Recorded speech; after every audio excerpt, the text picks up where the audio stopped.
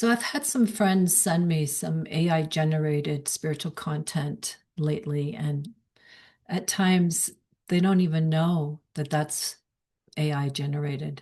And it's real obvious to me, but I'm worried that at some point it's going to become indistinguishable.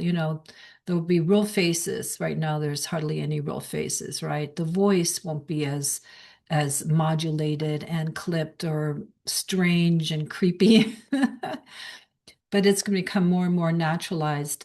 And we know that somebody's creating this through just putting it into different chat boxes and coming up with transcripts and then marrying an AI voice to it and putting some sleek images and music, and it all kind of sounds and looks kind of interesting. But in the end, it's to me, it's like lacking soul. That's what it feels to me. It feels like I'm just getting a bunch of information. And is spirituality accruing information, or is it about birthing from within one's own knowing, an innate wisdom, something they call prajna, that arises from direct knowing, experiential understanding?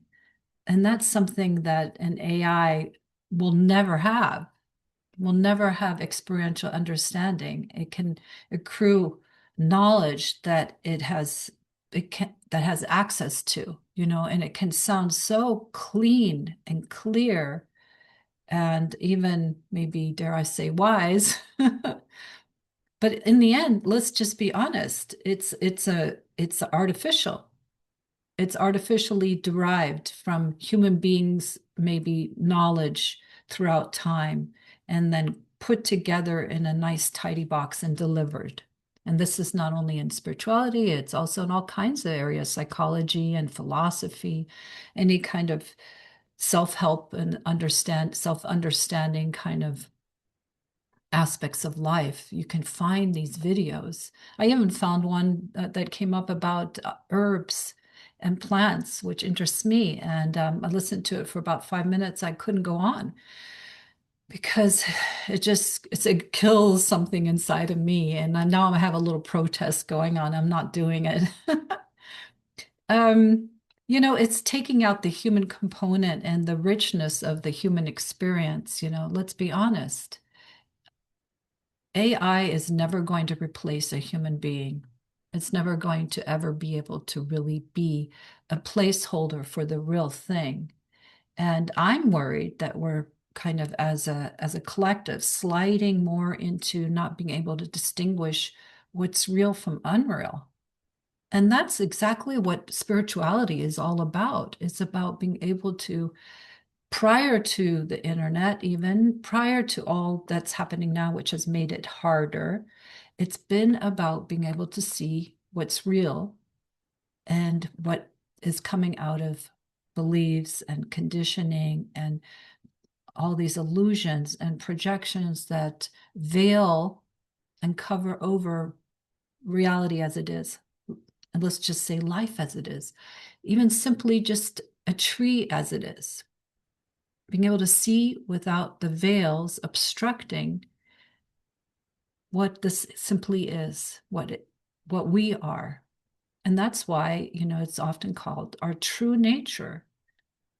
And I'm concerned that we're sliding more, as I said, into not being able to discern the difference between what's real and unreal. It's happening already within the news, as we know, and all kinds of content is that AI generated, and people have been warning, and saying at some point we're not going to know if this speaker, whomever we're watching and taking our news from, our information from, is actually a fabricated thing or the real thing.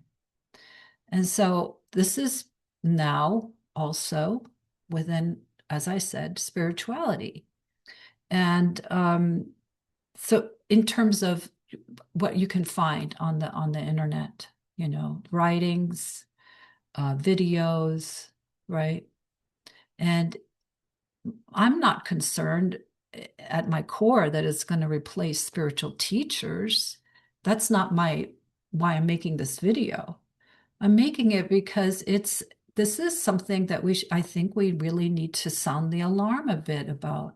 What is it that we're really wanting? Are we wanting to just amass more information, or are we wanting to be able to come back home within? And again, it's about being lost in content, right? So the path of the yogi and the yogini and all the spiritual traditions, they all have pointed to going within. So that would be coming back, taking that step back into yourself and going within. And of course, there's been meditation practices and all kinds of ways of being able to inquire into yourself, be able to stop projecting outward and leaning, even with our bodies, outward into the world and being lost in it, lost in the content, for self-forgetting, right? And so my concern is that we're being kind of, and I'm not saying this is all on purpose, but perhaps it is. That's not where I'm going with this video. But we're being conditioned. We're conditioning ourselves to be more and more out of touch with our humanity and Mother Earth and nature, that we're actually one with her, as her, that we're not separate and apart from her. We're being lost more in the ethers of computer land, you know. There was this animated movie when my kids were little called Wall-E. Have you seen it? It's really cute, but it's very telling and disturbing, dystopian, where these animated characters, they are grossly unhealthy, deeply unhealthy, and they don't move anymore. They've lost the use of their limbs, and they have everything gets done for them, right? They don't think for themselves anymore. They can't move anymore. Everything's brought to them. Everything's done for them. And that's basically this journey in this you can watch an animated movie of just sort of waking us up a bit to possibly where we're headed. And that was 20 years ago, I think. I'm lost track of time, how long ago that movie was made, maybe 15. But I remember where our eyes were really open, my kids and I. And I was really aware when they were little also to not let them go too far into the being on the computer and playing video games and all that kind of stuff, because I could see how children were getting lost in and changed as a result. And my goodness, does that seem innocent compared to what's happening now with everyone having access to the phone all the time? And I'm not trying to just be like an anti-tech person, because I'm not. I'm using it right now.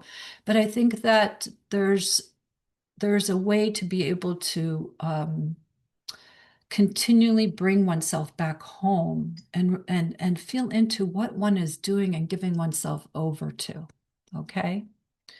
And really understand that bit by bit, our own connection to source and to our bodies, if that is being strengthened, or if actually it's diminishing, is our attention span diminishing, our ability to focus diminishing, and are we considering that spirituality is just being fed philosophy and information, or is there insight that's coming as a result of what one is taking in? This is super important, because it's going to become impossible at some point. My feeling is impossible to be able to distinguish in the end if these are real people. Someone sent me a one of these YouTube channels that has hundreds of thousands of subscribers. They're really popular, and YouTube is really promoting that which is popular. And there's not a real person there except somebody raking in the money for creating content that they probably have no connection to. But he sent this to me and didn't realize that it wasn't a real person, that this voice wasn't a real person, that there was no such thing as this woman in this case didn't exist. Isn't that wild? And I could still tell, but like I said, I don't think that's going to be forever, that we're going to be able to tell, you know. And, increasingly people, and you may be one of them, is turning to AI for, psychological support and help and reflection and all that. But really, as we know, this is an echo chamber in what we're doing with ourselves. It's like it just mirrors and reflects.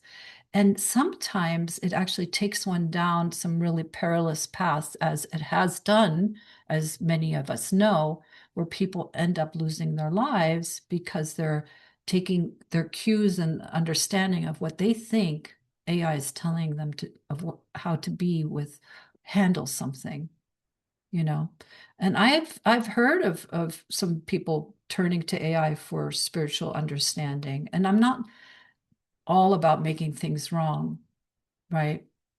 Can one still hang on to the thread of what's real and true, and dive and go into these realms? That's a tricky one. I think it's already been tricky enough not getting lost in the world prior to all this. So imagine this on top of it. So our discernment is really being challenged, okay? And a reminder that spirituality is about a direct knowing and experience, a direct encounter with what's true, not a simulation. Okay. We're not wanting to believe more strongly in that we're a simulation, or this isn't that about dive and get lost in Maya, getting lost in Maya. I have a real concern for folks. I'm worried about what we might be giving away. We're giving away our humanity more and more. We're devaluing what makes us human, that it's not perfect. Here I was stumbling for a moment. AI won't do that unless they train it to to to look like it's more human, not making little blips and mistakes, you know, less than perfect, aging, going through real deep loss, real deep moments of our lives being rocked. All the things that shape us and make us human and make us become wise, compassionate, caring, discerning, empathic, empathetic, kind, humble, life humbling us and breaking us down. All these things, that living life, real life, a real life, what it does to one. And that AI will never be able to simulate that and replace that. And one last thing is about AI companions. Have you heard of that? I find it sad. I find it truly sad. And I understand that being lonely, how much that can affect a human being, not having connection. But what we're doing here with the internet and with YouTubes and with the AI voice and psychology, AI psychology and companion is never going to replace. We know that it's never going to really satisfy the deep need of being met, and a human connection, human touch, human real life gaze, real life vulnerability, and the intimacy that comes from being disarmed, from being a little afraid, from not knowing what someone's going to do and how one is going to be in response, you know? So that's something that is also taking place and may increasingly take place, even for little children. They have these AI little dogs and teddy bears that instead of the real doggy, and it talks to them and says nice things or does, things. It's all honestly very creepy and sad. It's sad. It's like, what are we doing? Where are we headed? Where are we headed? I don't have an answer because I like some things about AI, some things I use myself, but I don't turn to AI for therapy, and I don't turn to AI for companionship. I don't turn to AI for spirituality, sometimes to refine a sentence. But then, that's the thing, is that something I've noticed also that I need to be aware of for myself. And that is that artificial intelligence, it can also rob our own intelligence. Yeah, it can do probably some really cool things, and maybe some helpful things. I'm hoping, maybe solve some, maybe even come up with solutions about some of our health crises and stuff like that. So I don't think I'm not wanting to throw everything overboard. I'm just saying to have discernment. But what I noticed for myself with even just writing, and when I'm in a hurry or something, if I turn to AI, I'm losing my own ability to think something through. Yeah, it might be faster, to come up with a sentence. I'm not going to be writing my book with AI, I can tell you that. But because I find, well, first of all, I want to have my own words, my own sentence. That's the other thing is transmission. Transmission doesn't come through AI with these soulless voices, there's no soul there. There's no transmission. Spirituality is not being transmitted, from person to person, from nature to us, there's a lot of transmission in nature. And like I said, where I'm trying to go is that artificial intelligence, if we're not careful, may actually start dulling our own intelligence, our ability to think for ourselves, to be creative and come up with solutions on our own.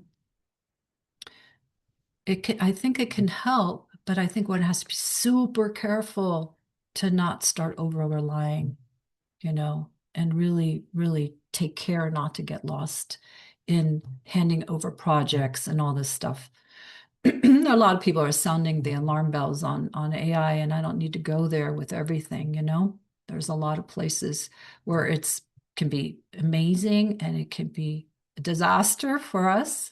But I wanted to speak about it mostly from a spiritual kind of point of view that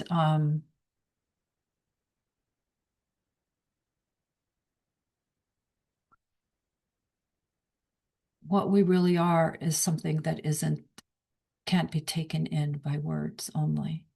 It has to be directly experienced.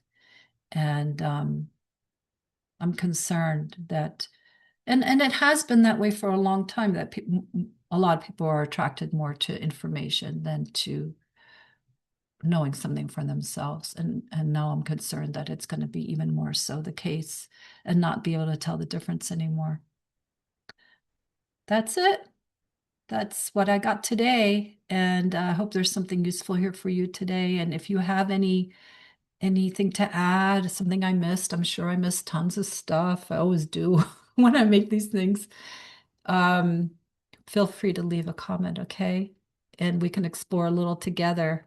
Maybe, maybe there's something I'm not seeing here, or something that is even more looming that I don't know about. And what you think about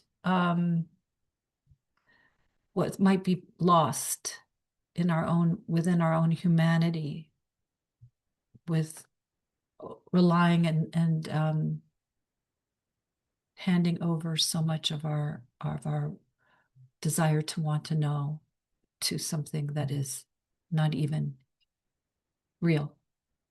Okay, take good care.